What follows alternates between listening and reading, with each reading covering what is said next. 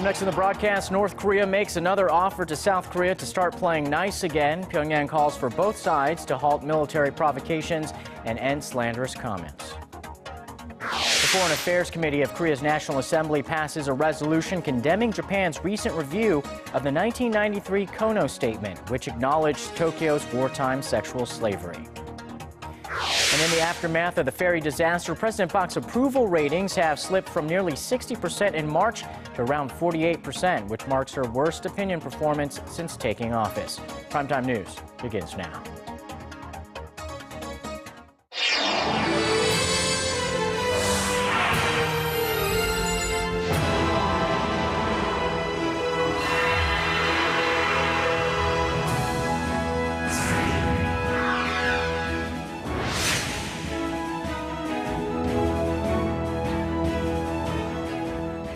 Hello, everybody. Happy Monday. Thanks for joining us tonight on Primetime News. We begin with the latest on two American citizens stuck in North Korea. More than 2 months after two American nationals were detained in North Korea on separate charges, Pyongyang now says it's ready to indict these people. Our Connie Kim starts us off. North Korea says it's planning to indict two U.S. citizens for carrying out what Pyongyang calls hostile acts against the state. The North's official Korean Central News Agency says evidence and testimony confirms previous suspicions about Matthew Todd Miller and Jeffrey Edward Fowle. Miller was arrested in early April after allegedly tearing up a tourist visa upon his arrival in the North and declaring he was seeking asylum.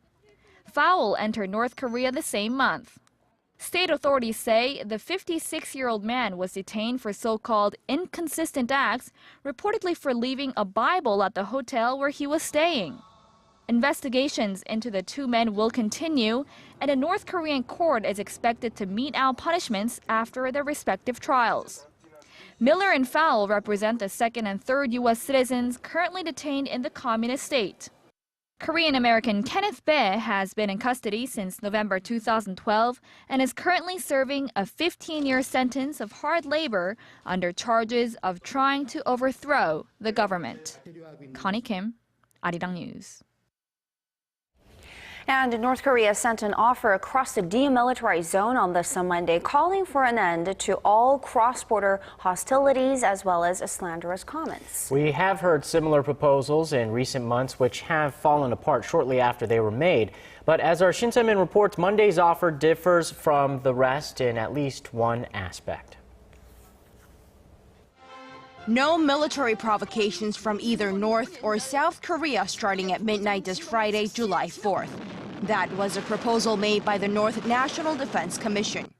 Pyongyang's top military body also called on both sides to stop slandering each other. The statement makes specific mention of South Korea's joint military drills with the United States, dubbed the Ulchi Freedom Guardian exercises, scheduled to begin this August, and calls for them to be halted while the 2014 Asian Games are taking place in the South Korean port city of Incheon.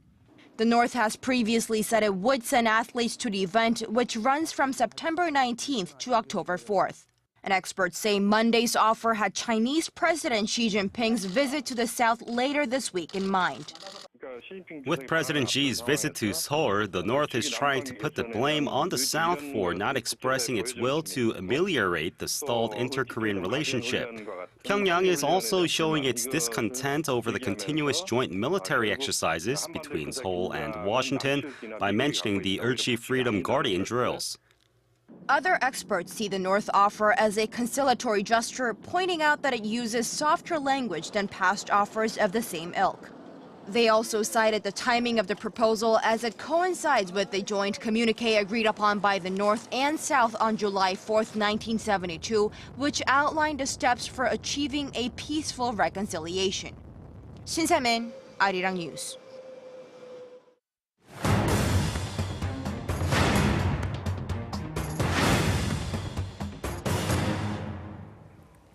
Now, Now, 10 years ago today, the two Koreas began operation of their jointly run Kaesong Industrial Complex in the North Korean border city. So we're going to take this occasion as an opportunity to look at how far the Inter-Korean Cooperation Project has come in the last decade and what we can expect in the future. Joining us now is our Hwang Sung-hee with more on this conversation. So, Sung-hee, not much progress made since North Korea decided to unilaterally suspend the operation there last year for 5 months and then resumed operations there.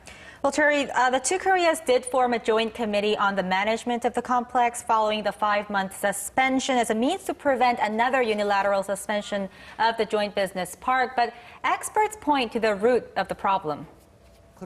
The two Koreas do not have a framework for ministerial-level dialogue, and almost all inter-Korean cooperation is at a standstill. On top of that, South Korea maintains its May 2010 sanctions against North Korea. These are at the root of the problems. Of course, the May 2010 sanctions are the sanctions imposed on North Korea by the South following the North Korea's torpedo attack of South Korean warship Cheonan back in 2010, which killed 46 South Korean sailors. Back to the Kaesong Industrial Complex, the Joint Management Committee met again last week, its 5th meeting in all and its first in 6 months, but they did not make any progress on key issues such as the installation of internet service and the implementation of an electronic entry system that would facilitate the commute for South Korean workers. The electronic entry system has been ready for use since the beginning of this year, but the North is still mulling the idea. And in another reform measure, South Korea has really worked to try to globalize the business park in order to prevent another unilateral shutdown. How has that been going? Well, Sean, the factory zone has seen a number of foreign investors visit the complex following the suspension. In February, a Russian fisheries firm owned by a Korean-Russian consortium visited the complex and submitted a business proposal. Now, the next month, the Russian Minister for the Development of the Far East, Alexander Galushka, reached an agreement with North Korean Prime Minister Park Bong-ju in Pyongyang to discuss Russian investment in the complex. Then in April, around 40 German businessmen from companies including BMW and Bosch visited Kaesong. And last month, we saw 24 Norwegian businessmen and government officials make the trip there. Now, Seoul's Unification Ministry says around 20 foreign companies have shown interest in investing in the joint business park, but concerns about the stability of the complex are holding them back. What is it about Kaesong Industrial Complex that's attracting these foreign entities? Well, Cherry, a South Korean businessman with factories in Kaesong pointed out to me a longer lifespan of businesses in Kaesong than those in South Korea. Now, the Kaesong complex offers cheap labor at a cost of around $150 a month per worker, and goods are transferred over land, meaning fast transportation of products. Now, back in 2004, we just had 15 South Korean firms, but now 125 South Korean companies. The production volume has also increased. Its capacity stands at approximately $470 million today. And lastly, the number of North Korean workers also saw a jump, with some 52,000 North Koreans employed there. But there are risks as well. The Kaesong complex is often affected by political tensions. The two Koreas must make a clear distinction between political tensions and economic cooperation so that companies in Kaesong can work freely. All right, well, at least we have something to celebrate on this 10th anniversary. Thank you so much, Sung-hee, for coming in today. My pleasure. Your gateway to the day's biggest stories in Korea and around the world. Breaking news, the hottest interviews, and a whole lot more. Join Arirang Sean Lim and Kang Chae-ri from the heart of Seoul. News begins now. Primetime news, weeknights, live at 10 on Arirang TV. Korea's National Assembly has moved forward with a condemnation of Japan's recent moves to backtrack on an acknowledgement of its wartime sexual slavery. Our Chae Yu-sun has more on the strategy to keep the pressure on Tokyo. Calling Tokyo's review of the 1993 Kono Statement an historical provocation, Korean lawmakers in a resolution adopted on Monday accused Japan of contradicting itself by denying the essence of its past apology. The Abe administration recently claimed that Seoul and Tokyo negotiated the content of the apology after lacking evidence to confirm the Japanese military's wartime sex slaves were forced into prostitution. In a 1993 statement, Japan acknowledged its military was involved in the establishment and management of military brothels and that the coercion of women by private recruiters was done at the request of the military. The Korean National Assembly makes clear that the Kono statement was publicized based on the findings of the Japanese government's own investigation and was not the result of Korea and Japan's negotiations. The Korean lawmakers denounced the Japanese government for damaging the spirit of cooperative ties in Northeast Asia, warning such a provocative act would only serve to isolate Japan from the international community. Lawmakers called on Seoul to search for additional evidence that the Japanese military coerced women from Korea and other Asian countries. Korean Foreign Minister Yoon Byung-se at the parliamentary committee meeting vowed to respond firmly to any attempt by Tokyo to distort history. Beyond Seoul-Tokyo ties, the Korean government will treat the issue from a universal humanitarian perspective and cooperate with the international community to increase pressure on Japan. Seoul is expected to release a white paper on the so-called comfort women by July of next year, detailing the damage done to victims and exactly how the women were coerced by the Japanese military. Choi Yu-sun, Arirang News. Chinese President Xi Jinping has vowed that no violations of territorial integrity will be violated and says no nation should be allowed to monopolize global affairs. Watchers say his comments can be seen as a thinly veiled attack on the United States. Kim Min-ji reports. Chinese President Xi Jinping has stressed that the sovereignty and territorial integrity of a nation should be respected. His comments came during an event marking the 60th anniversary of a mutual peace agreement between China, Myanmar, and India.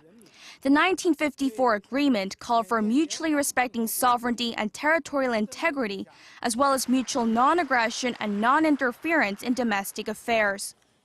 Sovereignty and territorial integrity should not be infringed upon. This is a basic principle that should not be ignored. The comments come as China is locked in territorial disputes with neighboring countries such as Japan, the Philippines, and Vietnam. In a national meeting late last week, the leader said China should not forget its humiliating past as a victim of foreign aggression and called for stronger border defense. It was seen to target Tokyo in particular, which has been at odds with Beijing over territorial as well as historical disputes. He also stressed that China will not seek hegemony, no matter how strong it becomes. China does not acknowledge the notion that a country will seek hegemony when it grows in strength. Hegemony or militarism is not the genes of China. The Chinese leader also said the right of a country to choose its own social system and path of development should be respected. That remark was seemingly his way of telling the West to keep out of China's domestic affairs. The Chinese president, however, did not mention North Korea's nuclear weapons or the Korean peninsula during his speech. Kim Min-ji, Arirang News. It's arguably the greatest test of President Park Geun-hye's leadership thus far, with her approval rating suffering since the April ferry disaster and after her failure to find a suitable prime minister. This has many wondering whether she has enough time to push through with her envisioned reform drive and help the ruling party improve its chances in some critical by-elections at the end of July. Our Ji Myung-gil reports. President Park Geun-hye is racing against time to win back support from voters before a crucial by-election on July 30th, with many political pundits saying her party has a good chance of losing its majority in parliament. An outcome like that would cripple her efforts to push through legislation aimed at spurring economic recovery, overhauling government systems, and stamping out social ills accumulated during a rapid headlong drive toward industrialization over the past several decades. President Park's plan was to give a fresh impetus to her reform drive by shaking up her cabinet, but she ran into problems after her two prime minister nominees withdrew one after another in the face of public criticism over morality and controversial remarks on history. That and the administration's handling of the April ferry disaster have dented the president's approval ratings, which stood near 60% in March, but are hovering around 48%, the lowest since she took office in 2013. With confirmation hearings for new cabinet members taking place at the National Assembly through next week and July's by-elections just around the corner, the president may have to come up with new tactics to regain the people's trust. In what appears to be a step in that direction at the first meeting of her senior secretaries on Monday, President Park asked the political parties to seek ways to improve the confirmation hearing process and said her office will maintain a pool of talented candidates and keep track of their verification records. Kim Young-gil, Arirang News. On the economic front, Korea's overseas construction orders hit a record high of $37.5 billion in the first half, up 22% from last year. This puts Korea well on track towards its yearly goal of $70 billion. The figures were given a boost earlier this morning, actually, when Hyundai Engineering and Construction announced it had secured a $4.8 billion bid to expand a refinery in Venezuela. Korea's biggest builder entered the continent just 4 years ago and started making inroads into that country 2 years ago. Smokers have it good here in Korea. Cigarette prices are the lowest among OECD countries and haven't changed for 10 years. With the smoking rate the second highest among member countries last year, the Korean government is looking at tackling this issue with plans of potentially raising tobacco prices. Kwon So-ah tells us more. This anti-smoking campaign is the most recent attempt by the Korean government to curb the smoking rate in Korea. And raising cigarette prices is another option the health ministry has on the table. In Korea, you pay 2,500 won, or roughly $2.50 for a pack of 20 cigarettes. That's the cheapest price among the 41 OECD nations. A pack of cigarettes is more than 6 times more expensive in Norway than it is in Korea. While smokers are divided on this idea, I might quit if they doubled the prices. I think the smoking rate would only drop with price hikes to $3 or $4 a pack. experts say there is a correlation between cigarette prices and the smoking rate. In 2004, the tax increased 500 won per pack, and it resulted that cigarette sales decreased 27% in 2005, just 1 year. But the government has failed to push through price increases many times before for one main reason. There are concerns people in the low-income bracket will be hit hardest, since a cigarette price hike also means a tax hike. This is because a tobacco tax does not differentiate according to the level of income smokers earn. While a tax increase is pointed to as one of the most effective tools for tobacco control, industry observers also suggest funneling profits from cigarette sales toward anti-smoking and smoking cessation programs.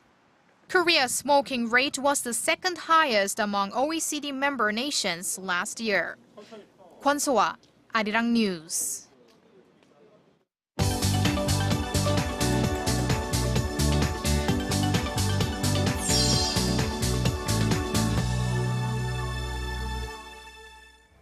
Israeli forces have launched an attack on militant targets in the Gaza Strip, killing a Hamas gunman and injuring 2 others. With more on this story, return to Paul Yee, who's standing by at the news center. Paul, what prompted this latest attack? The Israeli military says these men were targeted because they were about to fire rockets across the border. Officials say militants have fired at least 62 rockets at Israel this month alone. The Hamas gunman you just mentioned was killed in a series of airstrikes on Sunday that hit 12 locations in Gaza, which the military describes as terror activity sites. The airstrikes were in retaliation for rockets that struck Israel a day before, which were reportedly launched from Palestinian territory. Earlier on Sunday, UN Secretary General Ban Ki-moon called for peace between the two sides. He also reaffirmed the UN's solidarity with Israel as it continues to search for 2 Israeli teenagers who were kidnapped earlier this month by suspected Hamas militants. The UN chief made the remarks while holding talks with Israeli President Shimon Peres at the UN headquarters in New York. And turning now to Japan, a man set himself on fire at a train station in downtown Tokyo in apparent protest against the government's push to reinterpret its pacifist constitution. Public protests in Japan and around the world erupted as news spread of the horrific immolation of the protester in the Japanese capital. Local city councilors and residents rallied in the streets, calling on the government to stop its attempt to lift the country's self-imposed ban on collective self-defense. A move they say goes against the people's wish for a peaceful nation. The protests at home and abroad are expected to continue as the submission date for a cabinet resolution on lifting the ban fast approaches this week. And finally, Facebook is in hot water after conducting a massive psychological study on its users without their consent. Nearly 700,000 user accounts were involved in the search that manipulated news feeds in an attempt to control their emotional responses. Among those who have voicing outrage include Kate Crawford, an MIT professor, who tweeted that the Facebook experiment was a symptom of a much wider failure about ethics and power.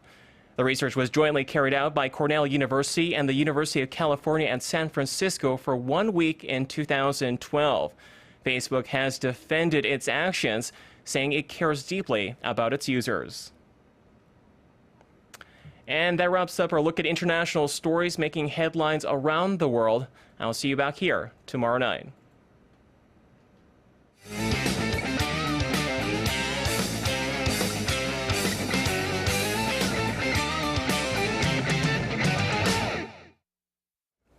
Hello and welcome to Primetime Sports. I'm Stephen Che. The World Cup round of 16 kicked off over the weekend, and on the first day, Brazil and Colombia won. On the next day, 2 more elimination matches, starting with the Netherlands and Mexico. Now, Mexico was superb in the first half, but the score remained level at halftime. Now, they were rewarded in the second half as Giovanni Dos Santos went far post to make it 1-0 Mexico.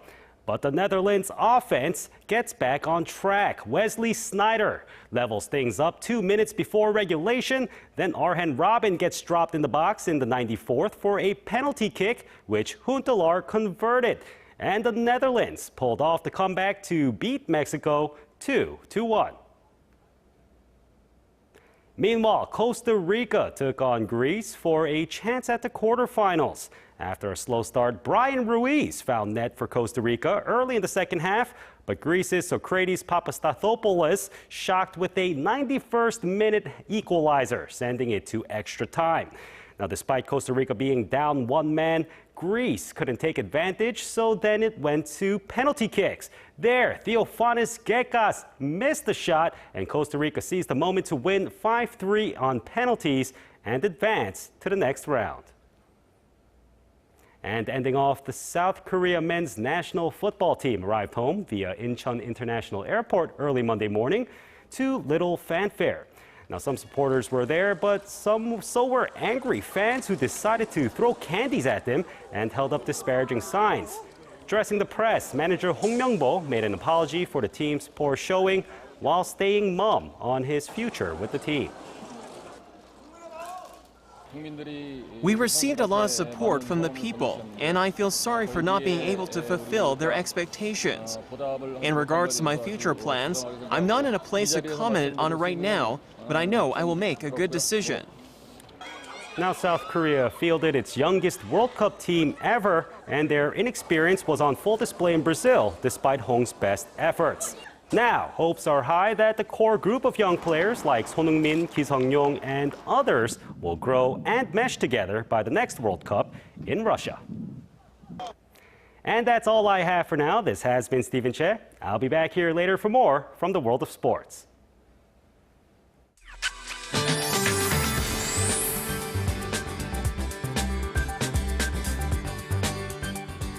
It was a hot and humid day here in Seoul, and tomorrow will be hotter than today. For more, we have our Kim Bo-kyung joining us from the Weather Center. Bo-kyung, how hot will it get? The discomfort index will rise to the point that 5 out of 10 people feel frustrated due to the weather. Also, UV levels are forecast to rise to the very high range in most places. So let's try to take things easy by drinking cold beverages or taking a break from time to time. At the moment, we are seeing partly cloudy skies across the map, and the inland regions are looking at another 5 to 20 millimeters of precipitation through later tonight. Well, tomorrow, those of you in the southern regions may get higher than normal levels of fine dust, and we also have monsoonal fronts moving up towards the south, leading to monsoon rain towards the end of the week. On to Tuesday's readings. Seoul and Gwangju hit 31, while Daegu soars to a hot 33. On to other places, Daejeon hits 30 degrees, while Jeju, Dokdo, and Mount Kumgang make it to the mid-20s. Well, ending off with World Cup weather, the average daytime highs over in Brazil should hit the mid-20s with a mix of misty and sunny conditions. That's all for now, but I'll be back with more after midnight. Thanks, Bo-kyung, as always, and that does it for this edition of Primetime News. Thanks for watching, and we'll see you again soon.